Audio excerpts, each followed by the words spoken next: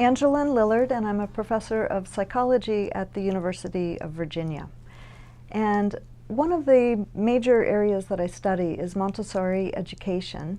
And I got into this because for several reasons, but when my children were young, they were going to Montessori, and sometimes I was uncomfortable with what was happening in their classrooms, and so I would go and ask people who know a lot about Montessori, what was going on here, and they would tell me that, in fact, when I didn't like what was happening in the classrooms, it was because teachers were changing it and making it more like conventional education, often under pressure from parents.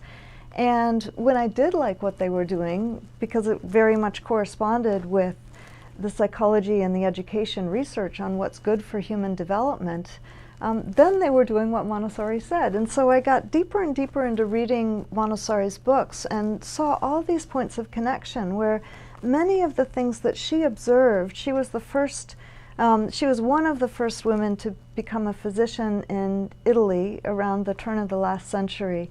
And she had developed this system for how to help children's development. It's considered a school system, but it's really considered an aid to life by her and her followers. It corresponds much more closely to what we know about human development than what we do in conventional education. So I started noticing all these points of convergence, and I wrote this book, Montessori, The Science Behind the Genius. This is the 3rd edition, so that I could tell teachers of Montessori about this interesting research that supports what they were already doing, but also so I could tell people in conventional education who often are coming up with new programs to try to make conventional education better, that actually Montessori already does a lot of those things and so many more things that correspond with how people learn and develop the best.